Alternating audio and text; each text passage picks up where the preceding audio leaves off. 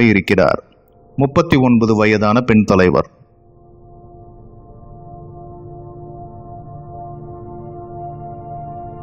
June 8ஆம் தேதி New Zealand அரசு ஒரு முக்கியமான அறிவிப்பை வெளியிட்டது. நியூசிலாந்து நாட்டில் கொரோனா வைரஸ் ஒழிக்கப்பட்டு விட்டது என்றும் ஊரடங்கு மற்றும் பிற கட்டுப்பாடுகள் யாவும் திரும்ப பெறப்படுகின்றன என்றும் கூறியது அறிவிப்பு. அறிவிப்பு தொடர்பான ஊடக சந்திப்பில் ஜெசிந்தா இப்படி கூறினார். இன்று வரை கொரோனா வைரஸ் பாதிப்பு எதுவும் இல்லை. கடந்த 17 நாட்களில் இதுவரை 40,000 பேரை பரிசோதித்திருக்கிறோம். யாருக்குமே கொரோனா பாதிப்பு இல்லை. புதிய பாதிப்பும் ஏதும் இல்லை. இருந்த பாதிப்புகளும் குணமாக்கப்பட்டு விட்டது என கூறினார். Today there are no active cases in New Zealand. We have tested almost 40,000 people for COVID-19 in the past 17 days and none have tested positive. We have had no one in hospital for COVID-19 for 12 days. It's been 40 days since the last case of community transmission, 22 days since that person finished. ஓர் அரசு செய்ய வேண்டிய கடமை இதுதானே என கேட்கலாம். பல நாடுகளின் அரசுகள் அவற்றின் கடமையை செய்ய வக்கின்றி நாட்டையே கூறு போட்டு விற்று கொண்டிருக்கும் போது கடமையை செய்யும் ஓர் அரசு என்பது பேசப்பட வேண்டிய விஷயமே. ஜெசிந்தாவின் வெற்றிக்கு காரணம் அவரின் ஆளுமை.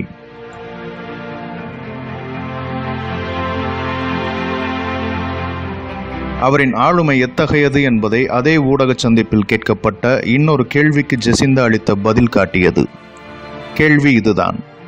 கொரோனா பாதிப்பு இன்றும் இல்லை என கேள்விப்பட்டதும் உங்களின் எதிர்வினை என்னவாக இருந்தது?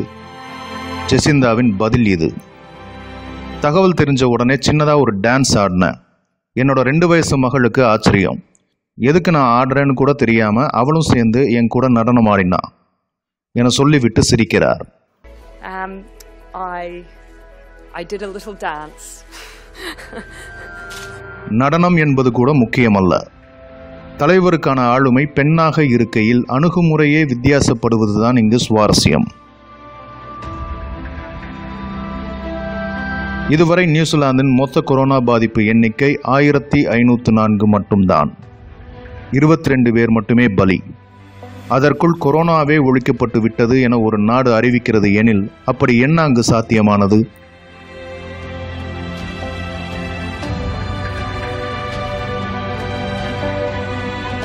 இவரின் பெயர் சன்னா மரின்.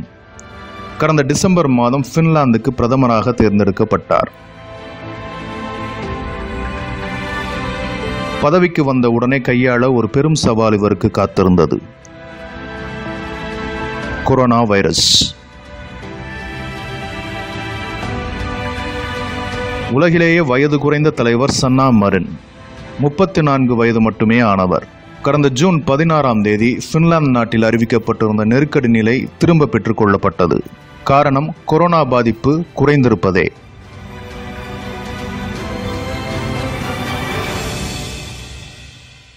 நெருக்கடி நிலை திரும்ப பெறப்பட்டிருப்பதால் தொற்று மறைந்து விட்டது என அர்த்தமில்லை.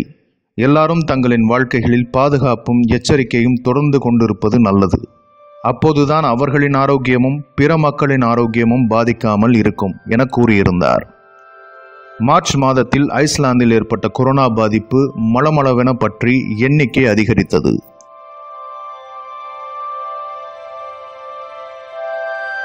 ஒரு நாளிலேயே 100 பேருக்கு பாதிப்பு எண்ணிக்கை என்கிற அளவில் கொரோனா வைரஸின் பரவல் இருந்தது.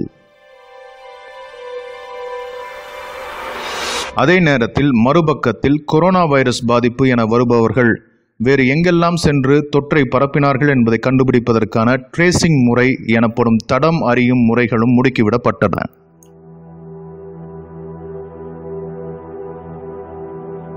நாளாக நாளாக தடம் அறியும் அணியின் எண்ணிக்கை கூட தொடங்கியது.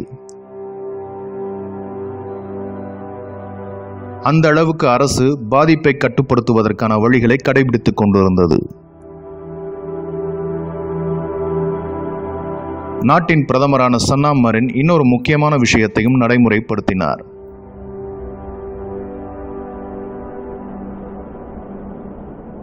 ஹைபிரிட் உத்தி என அவர் அழைத்த அம்முறையின் அடிப்படை ஒன்றுதான்: அதிக பரிசோதனைகள்.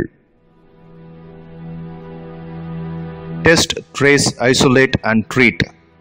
அதாவது பரிசோதி, தடமறி, தனிமைப்படுத்து, சிகிச்சை கொடு.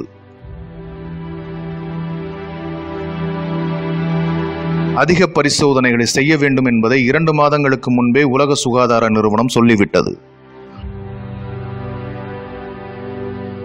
ஆனால் இன்று வரை நம் நாட்டில் நடக்கவில்லை.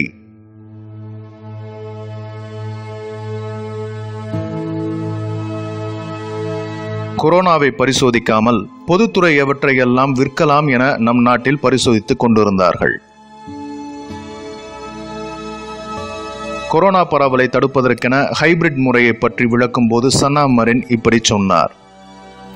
அதிக கட்டுப்பாடுகளை விதிப்பது சமூகத்துக்கும் தனி மனிதர்களுக்கும் பிரச்சனைகளை கொடுக்கும். பொருளாதாரத்துக்கும் மனிதத்தன்மைக்கும் அவை அதிக பாதிப்பை ஏற்படுத்தும். கட்டுப்பாடுகள் அதிகமான நாட்களுக்கு இருக்கும்போது அவை ஏற்படுத்தும் தீய பாதிப்புகளும் அதிகமாகிறது என கூறினார். எத்தனை சத்தியமான வார்த்தைகள்! இந்த வார்த்தைகள் இந்தியாவில் வசிக்கும் உங்களுக்கு கண்ணீரை வரவழைக்கலாம்.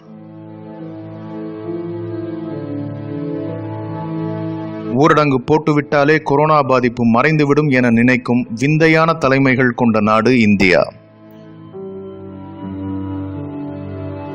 இயல்பான எந்த காலத்துக்கும் எந்த குறையும் இல்லாமல் தொடர் அழிச்சாட்டியங்களை கொரோனா காலத்திலும் கொடுக்கும் திறமை பெற்ற தலைமை இருப்பதும் இந்தியாவில்தான். நிச்சயமாக கண்ணீர் மட்டும்தான் வரும். நியூசிலாந்து, ஐஸ்லாந்து போன்ற நாடுகளைப் போலவே கொரோனாவை சிறப்பாக கையாண்ட மற்றுமொரு நாடு டென்மார்க். ஐரோப்பிய நாடுகளிலேயே முதல் நாடாக ஊரடங்கு கட்டுப்பாடுகள் திரும்ப பெறப்பட்டது டென்மார்க் நாட்டில்தான்.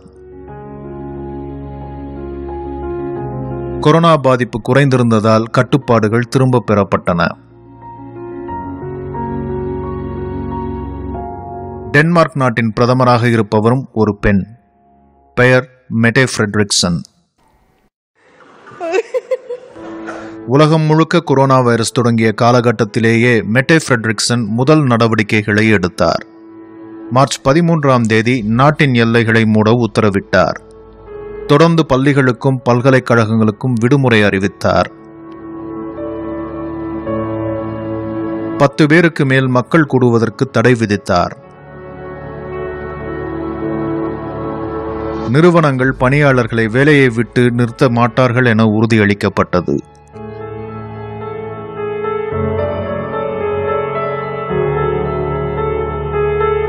இவை ஏதும் நம் நாட்டில் நிகழ்ந்ததா என கொஞ்சம் யோசித்து பாருங்கள்.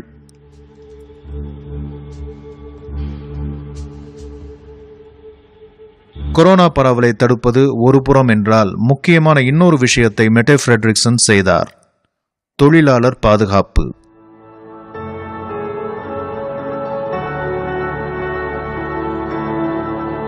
முடிந்த மட்டிலும் ஏதேனும் காரணத்தை சொல்லி தொழிலாளரை பணியிலிருந்து அனுப்ப நிறுவனங்கள் காத்திருக்கும் போது கொரோனா சூழல் நல்ல வாய்ப்பை உருவாக்கி கொடுத்தது.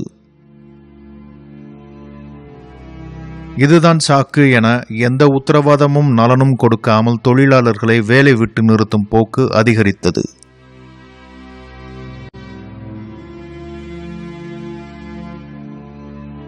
மே மாத தொடக்கத்திலெல்லாம் டென்மார்க்கில் இருந்த வேலையில்லாதோரின் எண்ணிக்கை குறைந்து கொண்டிருந்தது. கொரோனா பரவல் தொடங்கிய காலத்திலேயே அதன் பாதிப்பை உணர்ந்து வேகமாக நடவடிக்கை எடுத்ததன் விளைவாக டென்மார்க்கில் பரவல் கட்டுக்குள் கொண்டு வரப்பட்டிருக்கிறது. மே 15ஆம் தேதியிலிருந்து கொரோனா பலி நின்றுவிட்டது.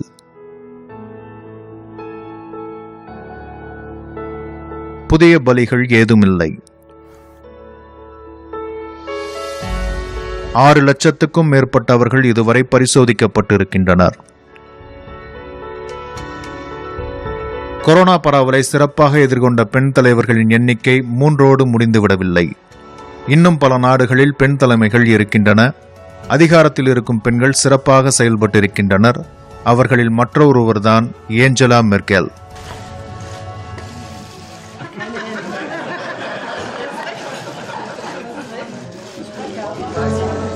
ஜெர்மனியின் அதிபராக இருக்கும் ஏஞ்சலா மெர்கலை பற்றி ஒரு செய்திக்குறிப்பு இப்படி சொல்கிறது. லூத்தரன் பாதிரியாருக்கும் லத்தீன் மொழி டீச்சருக்கும் மகளாக பிறந்தவர், 65 வயதானவர், இயற்பியலில் முனைவர் பட்டம் பெற்றவர், 15 வருடங்களாக அதிகாரத்தில் இருந்தபோதும் இன்று வரை எளிமையான மனிதராகவே திகழ்பவர், கொரோனா வைரஸை கையாண்ட தலைவர்களிலேயே தங்களின் பாதுகாப்பை கூட யோசிக்காமல் எல்லா நிலைகளிலும் முன்னின்ற சில தலைவர்களுள் ஏஞ்சலா மெர்கலும் ஒருவர். அவரின் பேச்சில் மிக அதிகமாக அறிவியல் பார்வை இருக்கும். மிக நிதானமாக பேசுவார். ஆர்ப்பாட்டம் இல்லாதவர். ஏஞ்சலா மெர்கலின் ஆளுமையை முழுமையாக வெளிப்படுத்திவிட்டது செய்திக்குறிப்பு. ஜெர்மனியின் கொரோனா வைரஸை கட்டுக்குள் கொண்டு வந்த மெர்கலின் வெற்றியில் முக்கியமாக இருப்பது அவரின் அறிவியல் பார்வை. அவரே ஓர் அறிவியலாளர் என்பதால் எல்லா பிரச்சனைகளையும் அவர் அணுகும்போது முன்வந்து நின்றது அறிவியலே. உதாரணமாக கொரோனா வைரஸ் பரவலை அனுமானித்து இப்படி விவரித்தார் மெர்கல். பாதிப்புக்கு உள்ளாகும் ஒவ்வொரு நபரும் 2 to 3 நபர்கள் வரை பாதிப்பார்கள். Ich glaube fest daran, dass wir diese Aufgabe bestehen, wenn wirklich alle Bürgerinnen und Bürger sie als ihre Aufgabe begreifen. Corona பாதிப்பு கொண்ட ஒரு நபர் நோயை பரப்பும் விகிதம் 1.2 என்ற விகிதத்தில் பரவல் இருந்தால் ஜூலை மாதத்தில் கொரோனா பரவல் உச்சம் பெறும். 1.3 என்கிற விகிதத்தில் இருந்தால் ஜூன் மாதத்தில் பரவல் உச்சம் பெற்றுவிடும். So sehr auf unser gemeinsames solidarisches Handeln ankommt. ஒரு நாட்டின் அதிபர் தன் நாட்டின் மக்களையும் பரவும் வைரஸின் தன்மையையும் ஒப்புநோக்கி அதன் விளைவை முன் அனுமானித்து திட்டமிடுகிறார் எனில் அதுவே அவர் கொண்டிருக்கும் அறிவியல் அறிவின் சிறப்பு.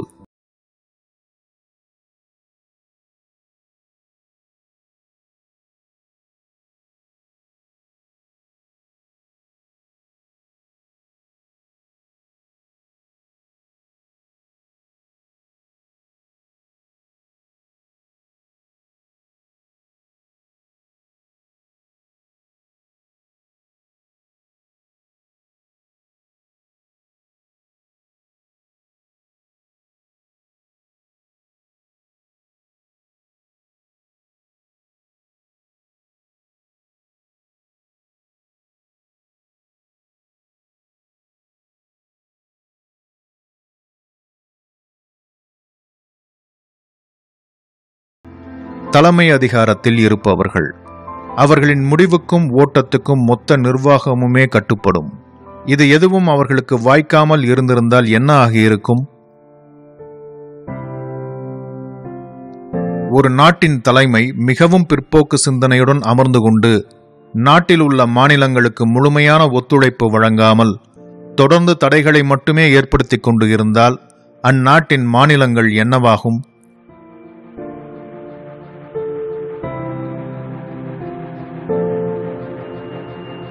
கொரோனா வைரஸை விட பெரும் கொடுமை அறிவின்மை.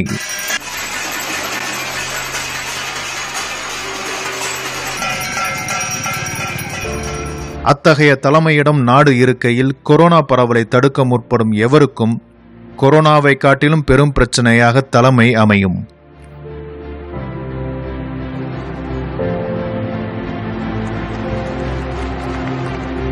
ஐஸ்லாந்து, நியூசிலாந்து, டென்மார்க் மற்றும் ஜெர்மனியில் சாத்தியப்பட்ட அறிவியல் பார்வை வாய்க்கவே முடியாத தலைமையை பெற்றிருக்கும் இந்தியாவில் என்ன நேர்ந்திருக்கும்? இந்தியாவில் கொரோனாவை விட தலைமையே மிக பெரும் பிரச்சனை.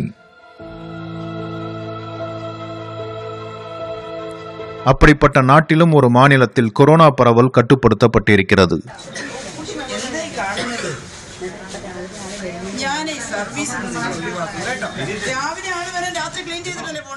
நாட்டிலேயே முதல் கொரோனா பாதிப்பு ஏற்பட்ட கேரள மாநிலத்தில் தான் அந்த சாத்தியம் நடந்தேறியிருக்கிறது.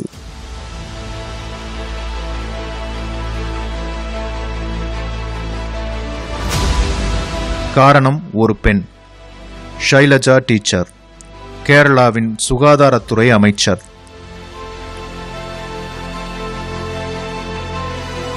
சீனாவில் கொரோனா வைரஸ் பரவத் தொடங்கி உலக சுகாதார நிறுவனம் முதல் அறிவிப்பை வெளியிட்டதுமே கேரளா சுதாரித்துக் கொண்டது. இந்தியாவின் முதல் பாதிப்பு ஏற்படுவதற்கு 3 நாட்களுக்கு முன்னரே அதிகாரிகளை சந்தித்தார் ஷைலஜா டீச்சர்.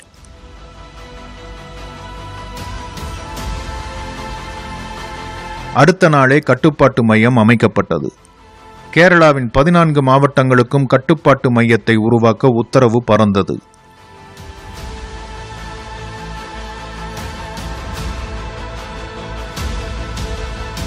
ஜனவரி 27ஆம் தேதி இந்தியாவின் முதல் கொரோனா பாதிப்பு கேரளாவில் கண்டறியப்படும் போது ஷைலஜா டீச்சரின் உத்தரவில் உலக சுகாதார நிறுவனத்தின் அதிக பரிசோதனைகள் அறிவுரை செயல்படுத்தப்பட்டிருந்தது. கேரளாவில் கொரோனா பரவல் உச்சம் பெற்றிருந்த காலத்தில் 1,70,000 பேர் தனிமை சிகிச்சையில் இருந்தனர். வீடுகள் தோறும் பரிசோதனைகள் முன்னெடுக்கப்பட்டன. வெளியிலிருந்து வந்த தொழிலாளர்கள் உட்பட மாநிலத்தில் இருந்த எல்லா மக்களுக்கும் அரசே உணவு கொடுத்தது.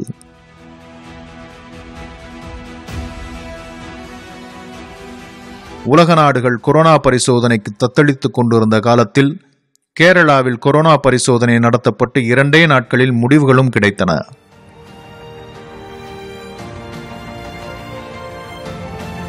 படிப்படியாக கேரளாவில் கொரோனா பரவல் குறைக்கப்பட்டு பாதிப்பு இல்லை என்ற கட்டத்தையும் ஒரு நிலையில் மாநிலம் எட்டியது.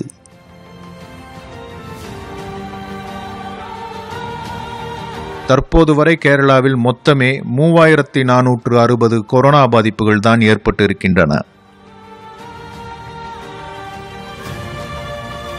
அவற்றில் 1807 பேர் குணமாக்கப்பட்டிருக்கின்றனர். 22 பேர் மட்டுமே பலியாகி இருக்கின்றனர்.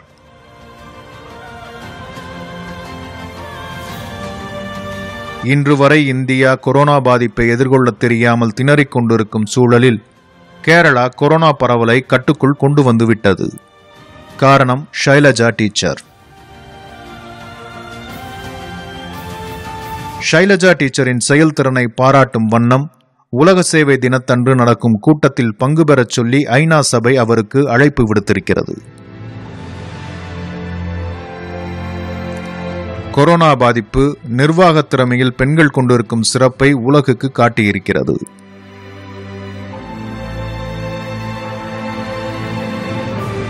பேரிடர் சூழலை பெண்கள் சிறப்பாக கையாளுவதற்கு என்ன காரணம்?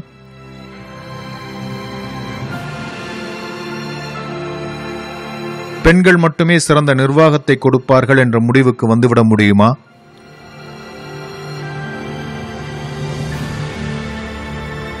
கொரோனா பரவலை கட்டுப்படுத்திய பெண் தலைமைகளுக்குள் இருக்கும் ஒற்றுமை என்ன? ஒரு நிமிடம். பெண் தலைமைகளின் செயல்திறனை கொரோனா காலம் சிறப்பாக வெளிக்கொண்டு வந்திருப்பதாக கருதுவது சரியான பார்வையாக இருக்க முடியுமா?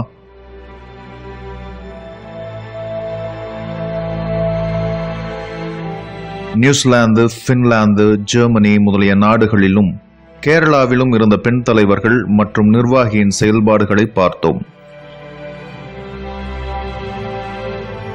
உங்களுக்கு இன்னொரு பெண்ணையும் காட்டுகிறோம், பாருங்கள்.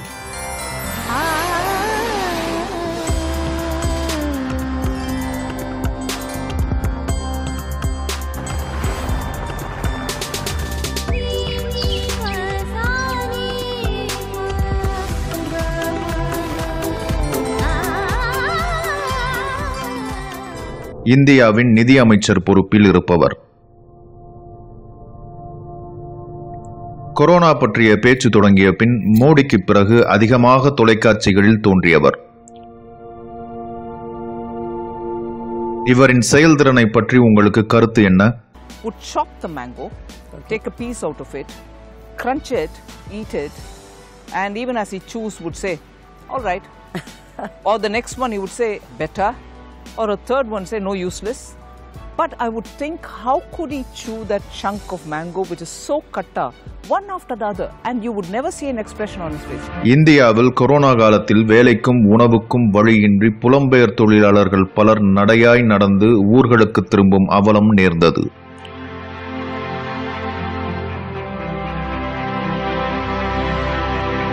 மத்திய அரசு அவர்களுக்கு எந்த பாதுகாப்பையும் கொடுக்கவில்லை, நிவாரணமும் வழங்கவில்லை.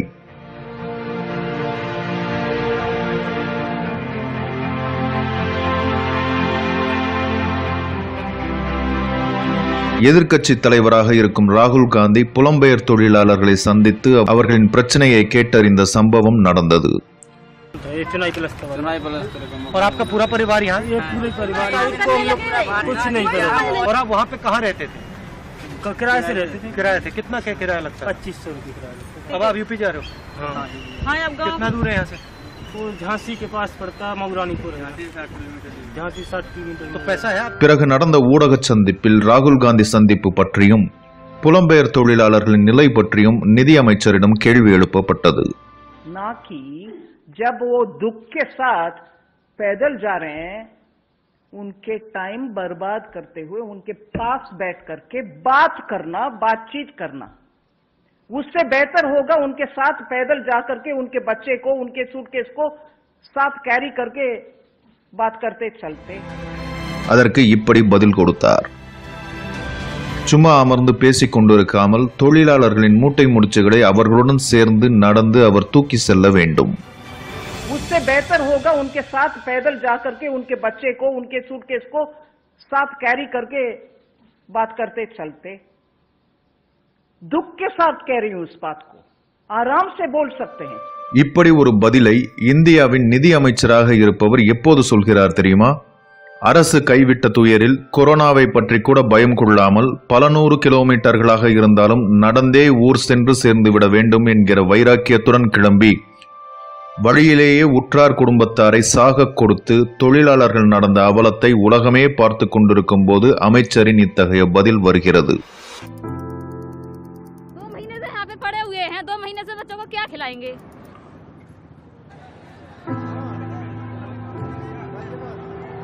அதாவது புலம்பெயர் தொழிலாளர்கள் நடப்பது அவருக்கு ஒரு பிரச்சனையாக இல்லை.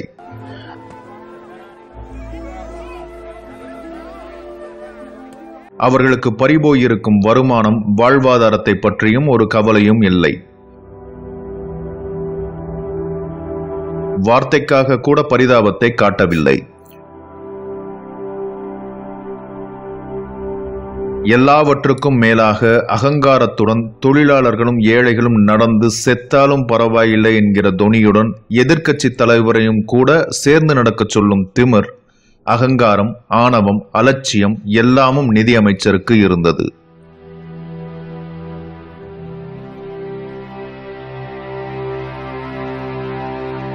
இப்போது மட்டுமென இல்லை, இதற்கு முன் பல தருணங்களிலும் இவர் இப்படித்தான்.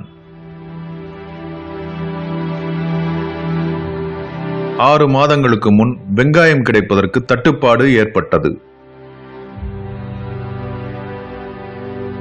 வெங்காயத்தின் விலை கடுமையாக ஏறியது.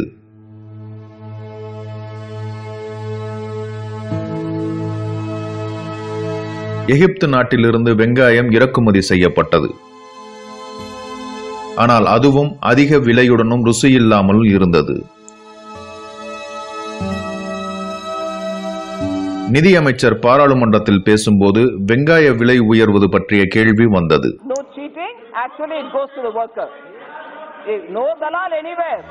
வெங்காய விலையை கட்டுப்படுத்த அரசு என்ன செய்கிறது என தொடங்கி எகிப்து வெங்காயத்தை சாப்பிட்டாவது பார்த்திருக்கிறாரா அமைச்சர் என்பது வரை பல்வேறு கேள்விகள் வெங்காய விலை மக்களின் வாழ்வை பாதிக்கிறது என எழுப்பப்பட்டன. But the onion prices when they were rock bottom is the time of duration you gave. Was that the reason that they did not get the rice remitter of prices? The MSP was not good. Hence, was the production gone down? Onion grower is the small farmer. The onion farmer is not the 20 and 30 acre one. He's the small farmer with less water. So he really needs to be protected. அதற்கு அமைச்சர் கொடுத்த அற்புதமான பதில் என்ன தெரியுமா? நான் பூண்டையும் வெங்காயத்தையும் சாப்பிடுவதில்லை, ஆகவே கவலைப்படாதீர்கள். பூண்டு மற்றும் வெங்காயம் சாப்பிடும் குடும்பத்திலிருந்து நான் வரவில்லை என ஒரு பதில்.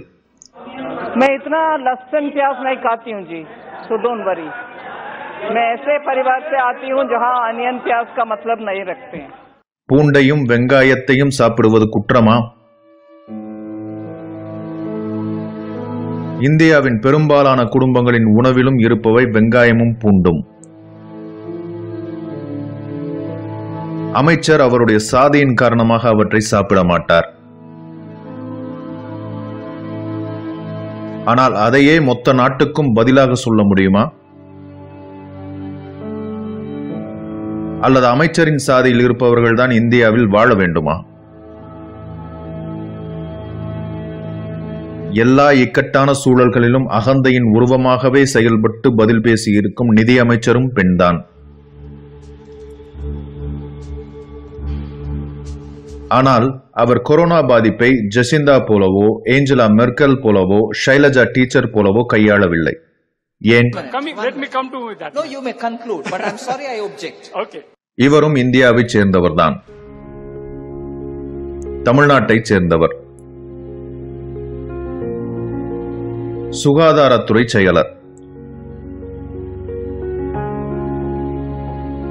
கொரோனா பாதிப்பை தினமும் அறிவிப்பவர். இவரும் ஒரு அற்புதமான காரியத்தை செய்தார். உலகமே கொரோனா வைரஸை அழிக்கவும் மக்களை காக்கவும் போராடி கொண்டிருக்கையில் தமிழகத்துக்கு கொரோனா வந்ததற்கு காரணம் இஸ்லாமியர்கள் என ஒரு கதையை கட்டிவிட்டார். கொரோனா நோய்க்கு உலகின் முதன்முறையாக மதச்சாயம் பூசியவர். இன்னைக்கு பாசிட்டிவ் கேசஸோட எண்ணிக்கை 75. இந்த 75ல வந்து 74 இந்த டெல்லி மாநாடுல கலந்துக்கிட்டவங்க. ஒரே ஒருத்தர் தான், அவர் வந்து இன்னொரு கான்டாக்ட் சென்னையை சேர்ந்தவர். ஆக இன்னைக்கு வந்து 75 புது கேசஸ் கண்டறியப்பட்டன. கொரோனாவால் மக்கள் பாதிக்கப்பட்டு துயருற்றிருந்த காலத்திலும் இஸ்லாமியர்கள் மீது வெறுப்பை வளர்த்தெடுக்க வேண்டும் என்பதில் தெளிவாக தீவிரமாக வேலை பார்த்தார். அந்த ஹாட் ஸ்பாட்ஸ் எவ்வளவு, இது மேலும் எவ்வளவு அதிகரிக்கும் அப்படின்றத எண்ணி ஒரு ஃபோர்காஸ்ட் மாதிரி. இவரும் பெண்தான். உலகின் பல நாடுகளில் பெண் தலைவர்கள் கொள்ளும் பாரபட்சமற்ற செயல்திறன் இவருக்கு வாய்க்கவே இல்லையே, ஏன்?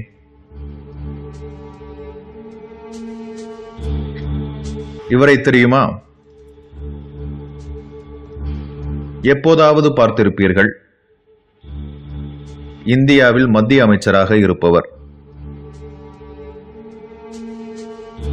பெண்ணாக இருக்கும் இவரும் ஒரு முக்கியமான விஷயத்தை தொடங்கி வைத்தார்.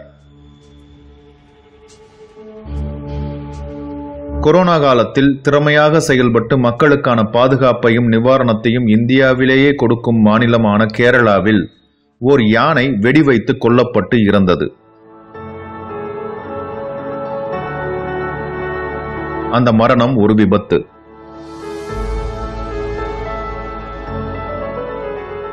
கொரோனா இந்தியாவை பாதித்த 4 மாதங்களில் எங்குமே பேச்சு கொடுக்காத சிறப்பான மத்திய அமைச்சர் யானை இறந்த சம்பவத்தின் போது மட்டும் வேகமாக வந்து கருத்து தெரிவித்தார். என்ன கருத்து தெரியுமா? யானை கொல்லப்பட்ட பகுதி கேரளாவில் இஸ்லாமியர்கள் அதிகமாக வாழும் பகுதி, வன்முறை நிறைந்த பகுதி, அதனால்தான் யானை கொல்லப்பட்டது என ஒரு கருத்து.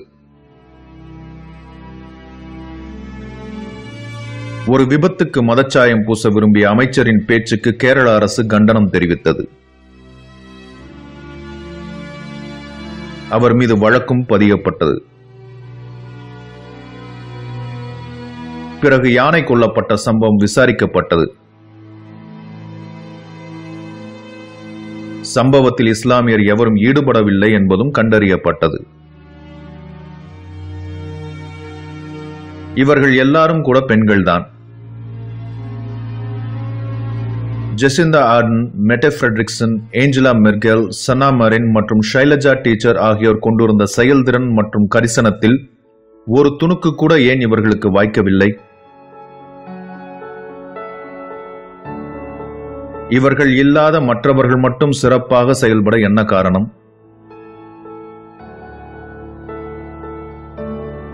இவர்கள் இப்படி கேவலமாக செயல்படுவதற்கு என்ன காரணம்? இதே நேரத்தில் இன்னொரு விஷயத்தையும் கவனித்துவிட வேண்டும்.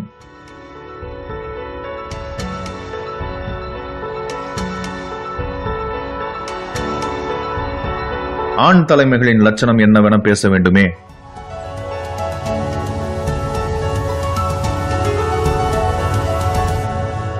உலகின் வல்லரசாக அறியப்படும் டொனால்ட் ட்ரம்பின் லட்சணம் நாளுக்கு நாள் பல்லிடித்துக் கொண்டிருந்தாலும் ஒரு விஷயத்தை மட்டும் பார்ப்போம். கொரோனா பரவலை கட்டுப்படுத்துவதற்கான ஆய்வுகள் பற்றிய ஊடக சந்திப்பில் ட்ரம்ப் இப்படி சொல்கிறார். The disinfectant, where it knocks it out in a minute, 1 minute, and is there a way we can do something like that by injection inside or almost a cleaning, because you see it gets on the lungs and it.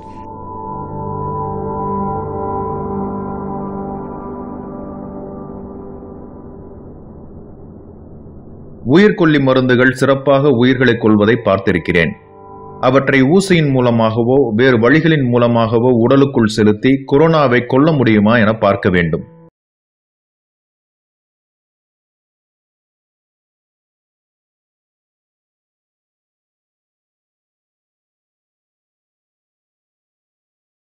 நம்மூரில் இருப்பவர் மகமாரி என கொரோனாவை குறிப்பிட்டு கைதட்ட சொன்னார், பாத்திரங்களை தட்டச் சொன்னார், மருத்துவர்களுக்கு பூக்கள் தூவச் சொன்னார். உருப்படியான எந்த வேலையையும் செய்யாமல் வாயிலேயே வடை சுட்டுக் கொண்டிருந்தார். இந்த இடைப்பட்ட காலத்தில் இந்தியாவின் பொதுத்துறை சேவைகள் அனைத்தையும் கூவி விற்றுக் கொண்டிருக்கிறார். பிறகு இவர்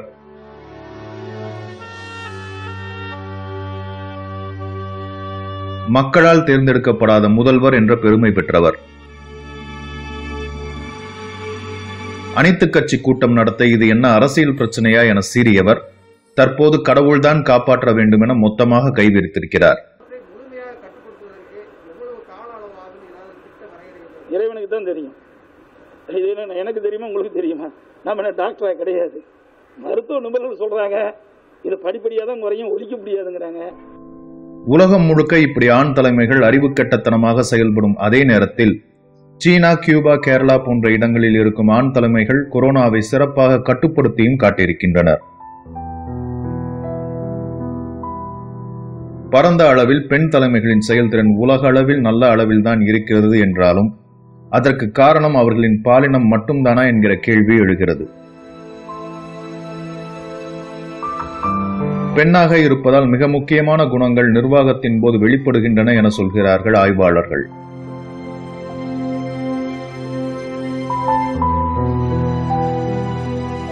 பின்னடைவு நேர்ந்தாலும் துவளாமல் உடனே மீண்டெழுவது, அனுபவ ரீதியில் கிடைக்கும் அறிவை உடனுக்குடன் செயல்படுத்துவது, பலருடன் ஒருங்கிணைந்து தீர்வை முன்னெடுப்பது, ஒருவருக்கொருவர் உதவி கொள்வது, பணிவு போன்ற காரணங்கள் பெண் தலைமைகளின் வெற்றிக்கு காரணங்களாக முன்வைக்கப்படுகின்றன. பெண் தலைமைகள் சிறந்த நிர்வாகிகள் என சொல்லிவிடலாம் தான். ஆனாலும் நம் நாட்டில் நேர்ந்த அனுபவங்கள் அவ்வளவு சுலபமாக நம்மை சொல்லவிடவில்லை. இவர்களின் வெற்றிக்கு வேறு என்ன காரணமாக இருக்க முடியும்? பெண் தலைவர்களின் வெற்றிக்கு உதவும் விஷயம் என்ன? கொரோனாவை வெற்றி கொண்ட பெண் தலைவர்கள் சார்ந்த நாடுகள் நோய்களை திறம்பட கையாண்ட நாடுகளாக இருக்கலாம்.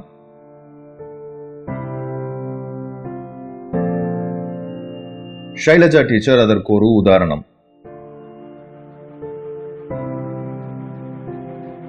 ஏற்கனவே நிபா வைரஸ் கேரளாவை தாக்கிய போதும் முன்னின்று எதிர்கொண்டவர் அவர்தான். அல்லது வெற்றி கொண்ட பெண் தலைவர்கள் இருந்த சமூகத்தில் பெண்களின் பங்கு மிக அதிகமாகவும் பரவலாகவும் இருக்கலாம். உதாரணத்துக்கு பின்லாந்து.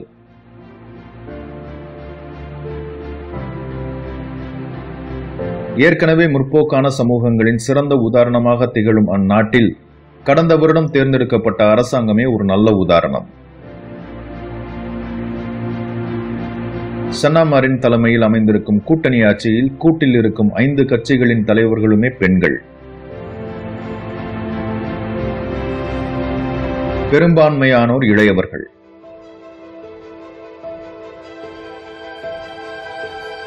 அச்சமூகத்தில் பெண்ணின் தலைமையை மறுப்பதற்கும் அனுபவம் இல்லை என சொல்லி அவர்களின் ஆற்றலை நிராகரிப்பதற்கும் இடம் இல்லை.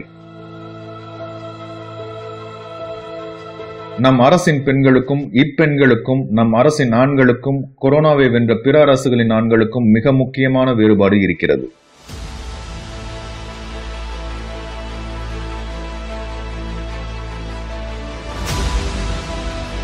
சித்தாந்தம்.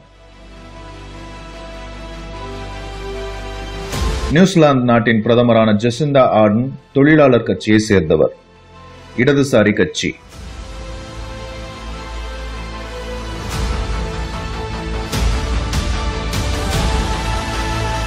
டென்மார்க்கின் பிரதமரான மெட்டே ஃபிரெட்ரிக்சன் சமூக ஜனநாயகவாத கட்சியை சேர்ந்தவர்.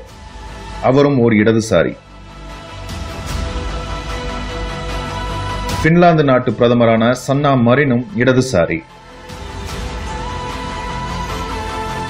ஏஞ்சலா மெர்க்கல் ஒரு அறிவியலாளர். பிறகு கேரளாவை சேர்ந்த ஷைலஜா டீச்சர் மார்க்சிஸ்ட் கம்யூனிஸ்ட் கட்சியை சேர்ந்தவர், ஒரு இடதுசாரி.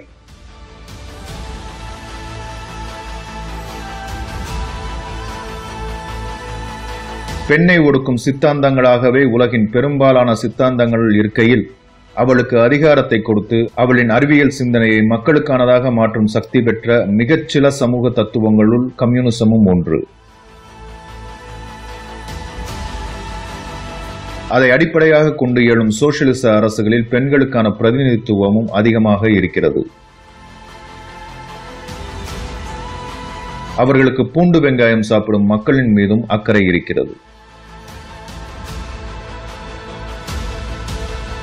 பெண்ணுக்கு இருக்கும் தன்மைகளாக அறியப்படுகிற பிறருக்காக யோசிப்பது, பரிவு, கவனித்தல், கூட்டுறவாக உழைப்பது போன்றவையை கொண்ட சித்தாந்தம் அதிகாரம் ஏறுகையில் அங்கு எல்லாமும் சிறப்பாக நடைபெறுகிறது.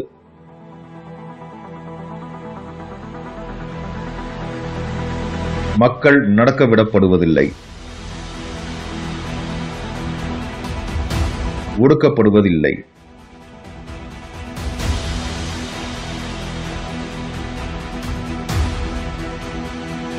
சுரண்டப்படுவதில்லை. சந்தோஷ வாழ்க்கைக்கான முழுமையையும் உள்ளடக்கி வளர்த்தெடுக்கும் சமூகமாக இயல்பாகவே அது மாறிவிடுகிறது.